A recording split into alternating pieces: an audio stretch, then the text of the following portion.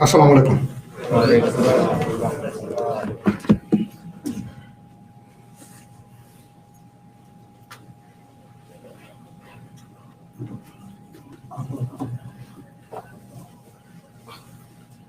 Allahu Akbar. Allahu Akbar. Allahu Akbar. Allahu Akbar. Ashhadu an la ilaha illallah. Ashhadu an la ilaha illallah. Ashhadu anna Muhammadan Rasulullah. Ashhadu anna Muhammadan Rasulullah.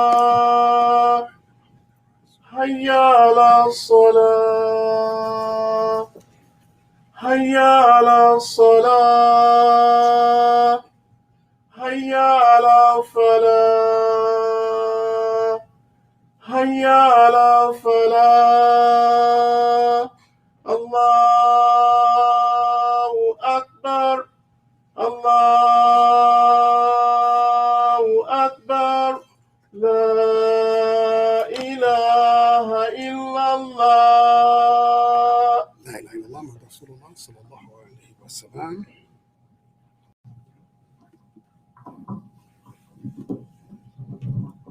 That's good.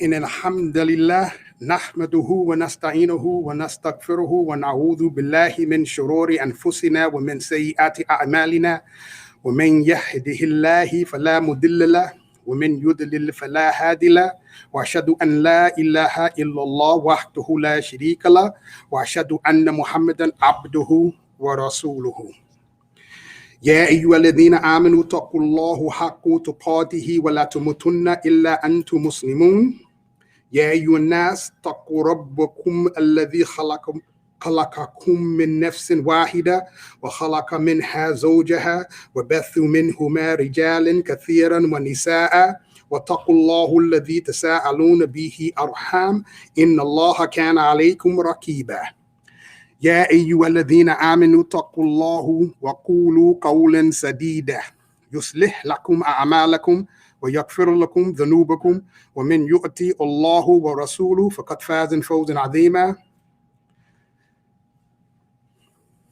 Really, the praise belongs to Allah. We seek His forgiveness, we seek His help, and we seek refuge in Allah from the evil of ourselves and the evil of our own actions. And He who Allah guides, there's no misguidance for him. And he who Allah leaves astray, there's no guidance for him. I testify that there's no God except Allah, alone without any partners or associates. And I testify that Muhammad sallallahu alaihi wasallam is his servant and messenger. O you who believe, fear Allah as it is his right, as he should be feared, and do not die except in the state of Islam as Muslim. O you mankind, fear your Lord, who has created you from a single soul, and he has created from it its mate, and he has established between them two many men and women. Fear Allah, he who you have demand your mutual rights, and he is always a watcher over you. O you who believe, fear Allah, and speak a word straight to the truth. He will correct for you your actions, and he will forgive you your sins. And he who obeys Allah and his messenger have already attained the greatest achievement. As to what follows, أما بعد فإن أصدق حديث كتاب الله وخير هدى هدى محمد صلى الله عليه وسلم والشرور أمور محدثاتها وكل محدثة بدعة وكل بدعة ضلالة وكل ضلالة في النار. Verily, the best of speech, or the most truthful of speech, is the book of Allah, and the best of guidance is the guidance of Muhammad sallallahu alaihi wasallam. The most evil of affairs are those newly invented things that's entered into this deen as though it's a part of it. Every such affair is considered a bid'ah. Every such bid'ah is considered a straying, and every such a straying is in the hellfire.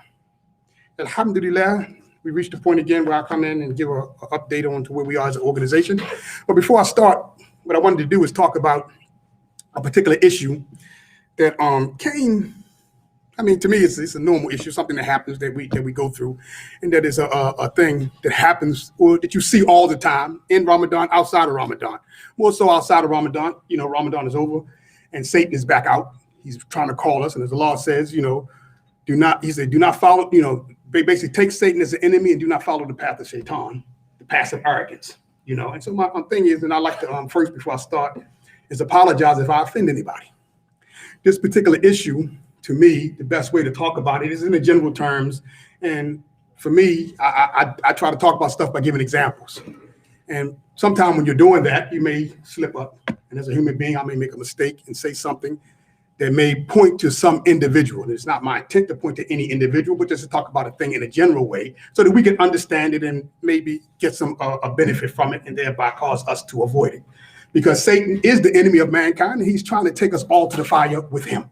He has resounded himself to go, and now he's trying to do what it takes to make sure we go with him, and that we should do what it takes not to go. So I would like to start this off by apologizing if I do offend anybody, because it is not my intent to offend anybody, but just to try to give you an understanding of this particular thing of arrogance. And part of what brought me to it was actually from a non-Muslim. I heard on the radio. She was talking about how she lost her husband at a time when she was totally dependent on him. And she had a 5-year-old son. She lost her husband and she ended up falling into poverty where she was homeless. She had nowhere to live, her and her son. So she had to lift herself up by her boots and get herself together and do what it takes to basically get her life together so she can provide for her son. And she was taking into consideration that, the people that study behavior and things like that, they made it clear that usually it's like a 95% possibility, the way you determine whether somebody's going to be raised in poverty or not, is if the husband divorces the wife. If a man divorces his wife, you have a 95% chance that child will be raised in poverty, right? So with this in mind, she's looking at her husband being taken away from her in that same light, that he's been taken away from me, now places us into poverty and almost gives us a 95% chance that's how we're going to live our life in poverty. So she dusts herself off, cleans herself up, and get herself together, and gets to a point where she has now got herself into a pretty good lifestyle, and by all accounts will be considered rich.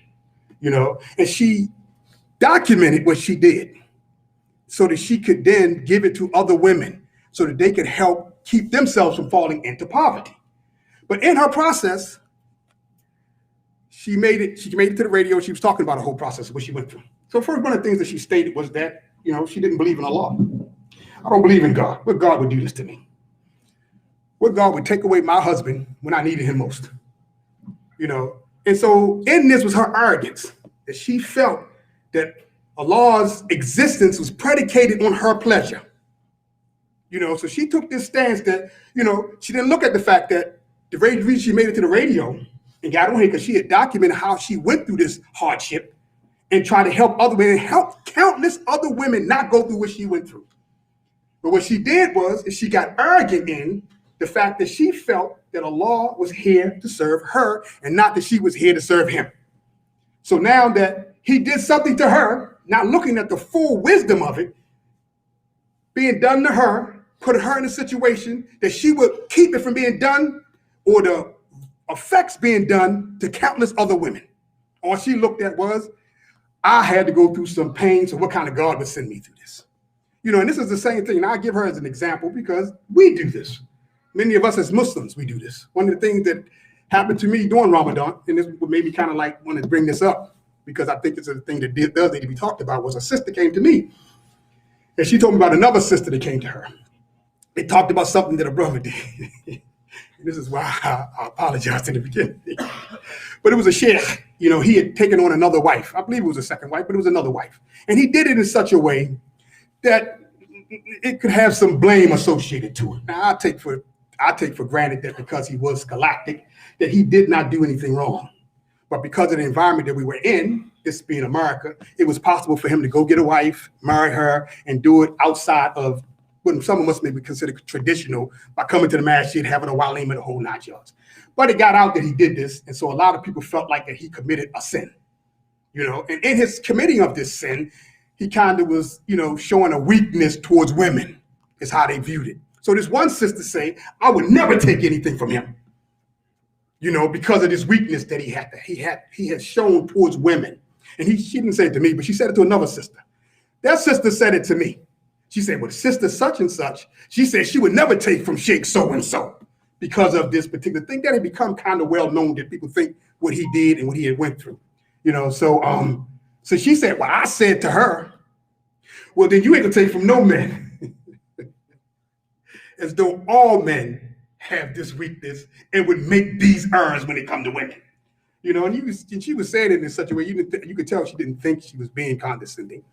But she was saying it to let her know that this is to be normal among men. They can't handle themselves when it come to women, and not even looking at that, okay, fine, this is an arrogant statement that you're going to put all men in this category only because they may do something seeking Allah's pleasure that may not please you, and thereby cause them now to fall into a category where, of course, they're not doing something right, solely because you ain't happy. And this is how we do. But this is not just the women, this is the men, this is all of us. So I don't mean to put the women out there. I just felt like they was a good example of us showing this arrogance that we tend to have. It's not like Allah is actually asking us of something of greatness when he's telling us to do what he's asking us to do. We pray the 5 salats. So let's assume, like I said, we talked about this before. It takes about 5 minutes to pray. We actually pray 5 times a day. So if you actually came to the masjid, 5 minutes to get here, 5 minutes to get back home, depends on where you live. Let's hope it's a masjid within 5 minutes of you. So that's 20 minutes. That'll take you about 20 minutes, but an hour and 20 minutes out of your day to pray in Jumu'ah. But Allah has given you an opportunity to get 27 times the blessings for doing this. And most of us pass it up. Allah tells us, they say, oh Allah, what should we give? What is beyond your means? Oh man, he asking for too much there. I took care of my means and now I got to take the rest of it and give it to those in need. It ain't a requirement. You ask, what should I give? This is the best thing to give. To give it in this way. It's just an opportunity. But we pass it up. Because most of the time we get to a point where in reality, we're looking at what we do as though we are doing Allah a favor. We actually operate like our ibadah is a favor to Allah and not a favor to us. We don't recognize that the reality of everything that you do seeking Allah's favor is really the only thing you do for you. Most of us don't really go after committing our actions of good deeds, recognizing that is what you really did for you, that you really benefited you, not the person that you think you're benefiting, and you definitely ain't benefit Allah. So the crux of what I really wanted to talk about was a hadith that to me makes this clear. But one of the things I also wanted to talk about was that in Allah asking us to do things, and sometimes, we look at the examples that Allah has given us, helps us to understand the realities of what we're being asked for and how we're really not even being asked for a lot. One of the things that I think about is one day I was talking to this Jew, and he was like early when I became Muslim.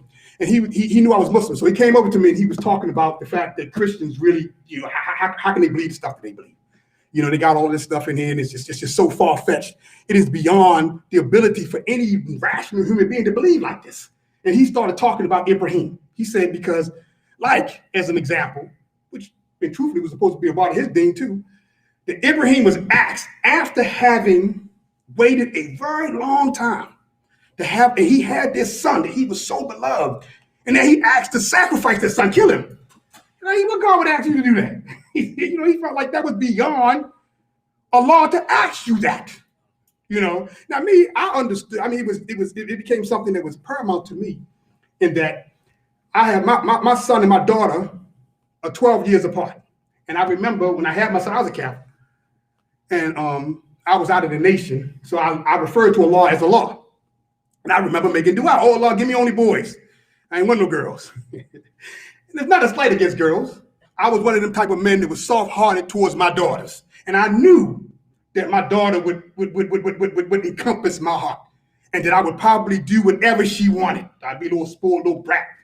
And so I ain't want no girls to put me in that type of situation as a kafir. These other little boys coming around my little daughter, I'd be ready to kill one of them. So I'm like, oh no, I don't want to put myself in this situation. I don't be in jail, I know it, So I became Muslim, and once I became Muslim, I was like, oh man, I'm Muslim, that dua I made, I'm not going to retract it. I still ain't my boy. I never said it, but I know Allah knew in my heart that's what I want, and I'll try to play on that I didn't actually say it, but I wanted it. So after 12 years, I realized, okay, fine, Allah knows, and I know. I ain't having no more kids unless I give up on this. So I said, okay, Allah, give me whatever you want. 2 days later, wife said I'm pregnant. I knew it was a girl. So I knew that girl was going to compass my heart. And all I could think about is when she was born, this little girl sitting here, and I'm saying, oh man, I'm all happy. I'm full of joy. And Allah told me to kill her. I'd have failed that test. And this is what Allah asked of Ibrahim. He said, kill this son that you waited these many years for. Kill him. And Ibrahim went to his son thinking, okay, maybe I'm confused. Ibrahim was the messenger of Allah. Maybe I'm making a mistake in this. Let me ask my prophet's son what he thinks of the matter. And he said, did Allah command you to do this? Then why ain't it done? I'm saying, could you imagine that? That if Allah had asked you to kill your son, and not that you had to do it, and you went to him, and he asking you, what was your hesitation? Okay, I see hesitation in your eyes. Let me turn my head so that you don't see me when you do it. Now carry out Allah's command. SubhanAllah, now we ain't been asked for nothing like that. Not even remotely close. We are asked for way less than that. And yet we are becoming arrogant in what we're doing. That we've done something that is so valuable that we think we've done Allah a favor. And so again, I'm just bringing out this, and I just want to read this hadith. This is a hadith al-Qudsi, where Allah explains to us exactly where we really fall, so that we would never get to the point where we are arrogant. So inshallah, the hadith, it starts with Allah saying, he says, Ya ibadi, inni haramtu dhulman ala nafsi, wa ja'altuhu bainakum haraman fala tadlamu. He says, oh my servants, or all my slaves, or all my worshipers, however you want to look at it. But he says, Ya ibadi, I have forbidden oppression on myself. He said, I've forbidden it. Nothing is stopping me from oppressing you but me. And I have forbidden it on you. I've forbidden it between you. So do not become of those who are oppressor. He says, Ya ibadi, kullukum dalin illa hadaytuhum fa astahdihini ahdikum. He says, so all of you are astray except from who I guide him. So seek guidance from me and I will guide you. Ya ibadi kullukum ja'un illa min ta'amuhu fa ista'tamuhu fa ta'tamuni at'amakum. He said, all of you are hungry except for who I feed. So seek food from me and I will feed you. He says, Ya ibadi kullukum a'rin illa ben kasuntu fastakasuni fa'aksamakum. All of you are naked except for who I clothe. So seek clothing from me and I will clothe you. He says, Ya ibadi innakum tuqti unni bilayli wa nahar. وإن أكفر الذنوب جميعا فاستغفروني أغفر لكم. He said, all of you commit sin by day and by night. And verily, I am the one who forgives sins, all of them. So seek forgiveness from me and I will forgive you. Ya ibadi innakum lan yabaluguna darrata fatadarruni. And this is the part I really want to talk about. Well, he says, Ya ibadi, none of you will reach or attain a position of harming, where you're harming people or harming things to such an extent that you will cause harm to me. He says, Walan yabalagu nafa'ani tanfa'uni tanfanui. And he said, none of you will reach a position of doing good or benefiting, causing benefit to people or beneficial to the extent that you will cause a benefit to me. So Allah is making it clear. He says, none of you would ever attain a position where you are causing such a harm that your harm would ever reach me. And none of you will become in your benefiting, whatever benefiting that you're doing to the people, no matter how much it is, no matter what you're doing, will it get to a point where you benefited me? You know, I look at this like in an example, like a doctor may really understand this. You have the doctors, they study brain cells. You have these brain cells that everybody has them, and they die off. You know, and you're born with some billion numbers of brain cells, and they die off. And then these doctors, they study those brain cells to find out why, when they die, what happens to the individual as these brain cells die off. And it don't seem like nothing happens to the person. But he has all these, why he has all these cells, and these cells are steady dying off, and nothing is happening to him, right? The doctor that's studying it, he's trying to ascertain what's going on, so he comes up with his theories of what it is doing and what it ain't doing, and he's happy if he's right, and he's kind of upset if he's wrong. You know, this is almost like the same thing. Those cells, when they die, the effect they have on that doctor that's studying them is similar to the effect that we have on the law for our good deeds that we do or don't do. None, even less than that. Our effect to Allah is less than that. As Allah says here, he goes on to say, he says, let me find out, I meant to hold my place.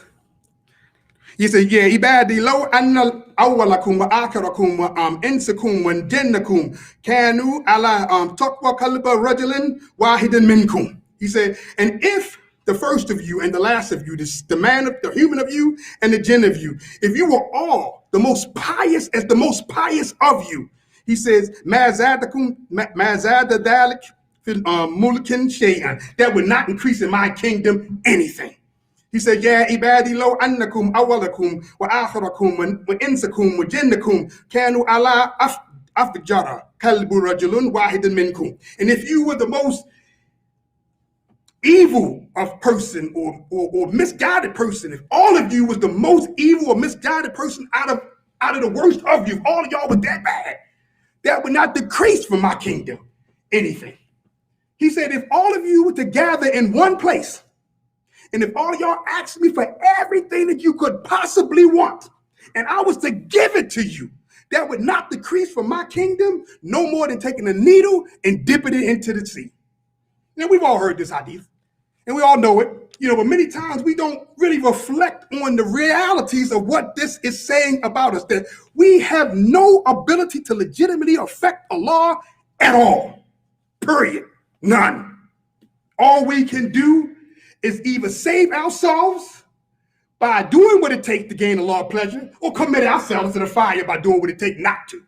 As Allah goes on to say, he said, it is your good deeds that reach me, and I calculate them, and I hold them for you. He said, so he who finds good should praise Allah, and he who finds other than that should look to himself. سبحانك اللهم وبحمدك أشهد أن لا إله إلا أنت أستغفرك وأتوب إليك.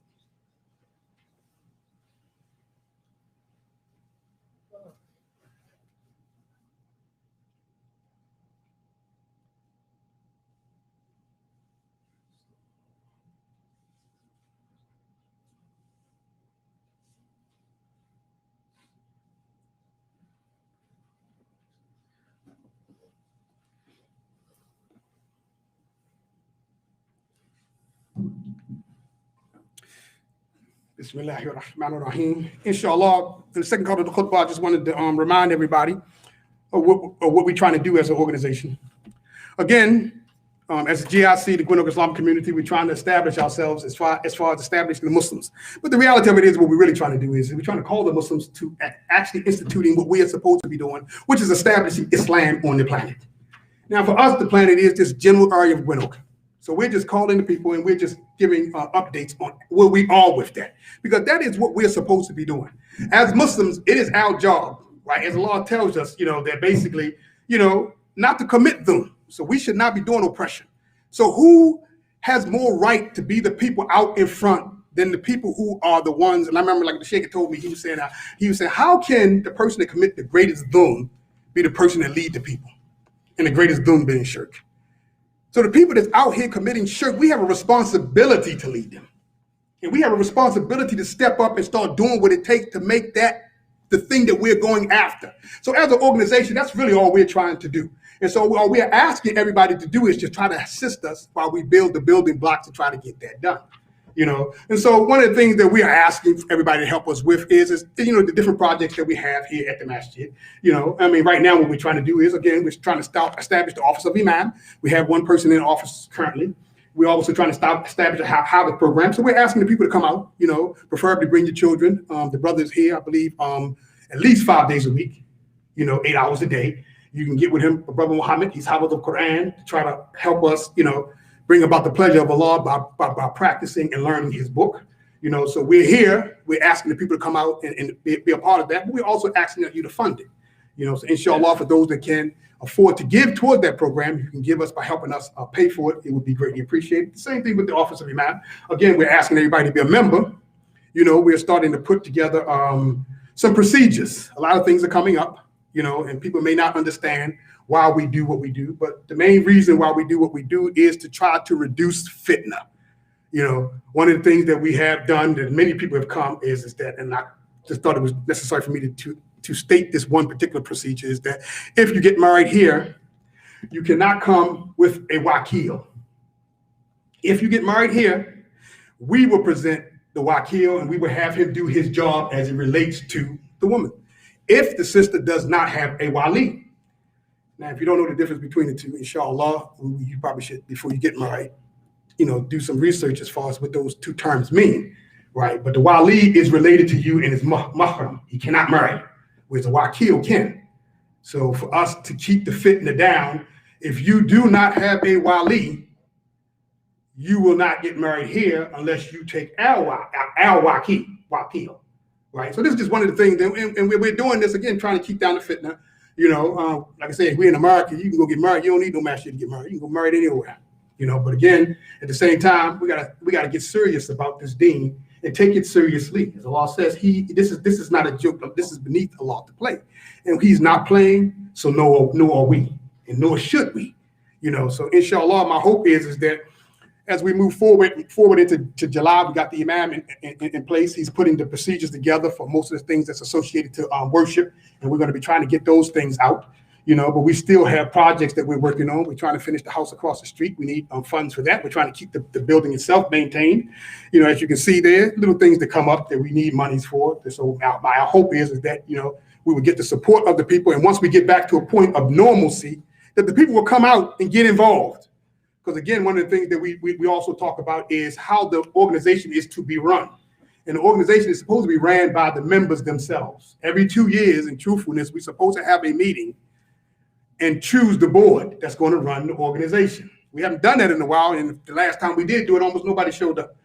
And so it puts a lot of pressure on those who do step up and take on the position, and it can't become a lifetime position. You can't expect everybody to do this forever.